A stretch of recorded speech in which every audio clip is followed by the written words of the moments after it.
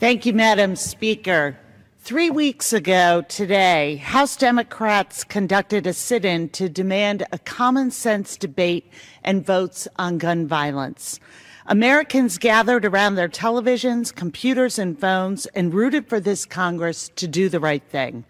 Across the country, families demanded that this body take up 2 common-sense measures to reduce our country's epidemic of gun violence.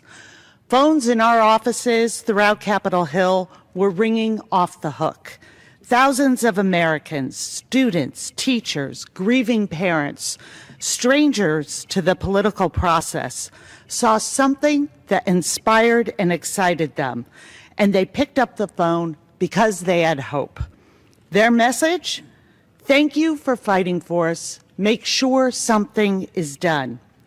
What did this Congress do with that hope?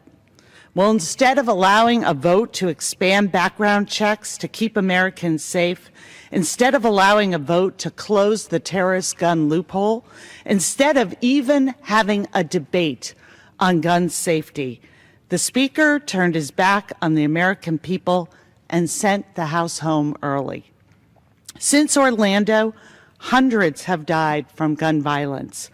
Just in the streets of Chicago, more than 300 people have been hurt or killed by guns in the last month. An average of 91 Americans are killed every day by guns. There was a time when unthinkable violence and mass shootings shook our nation to its core, and our elected leaders would find a way to bring us together, like the bipartisan calls we heard for unity in Dallas yesterday. They would struggle to get it right, but ultimately they would and save lives.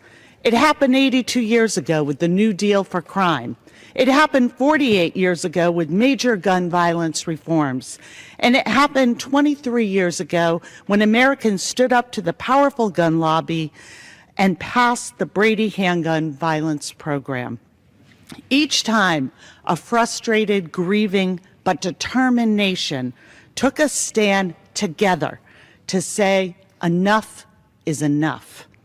It's been 23 years since our country passed any meaningful gun violence legislation.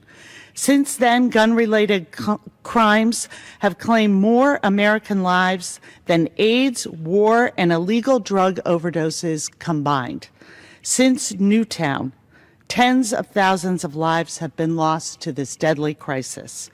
But the number of bills that have been debated and passed by this Congress to prevent these deaths remains at 0. This Republican Congress may find comfort in remaining silent, in doing the bidding of the NRA, in turning its back on our people, but our inaction disservices our constituents and the tens of thousands of families who have lost loved ones to gun violence. Millions more worry that they and their families are not safe.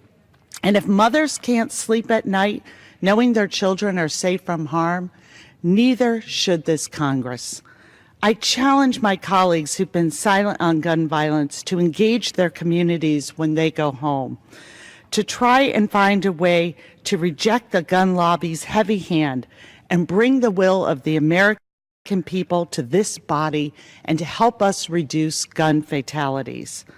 The number of Americans who are resolved to taking steps to reduce gun violence is growing. I ask my colleagues to take stock of their solemn duty to keep families safe from harm. I ask them to take stock of history. Do not bet against the American people. Stand with us to end Congress's deadly silence. I yield back.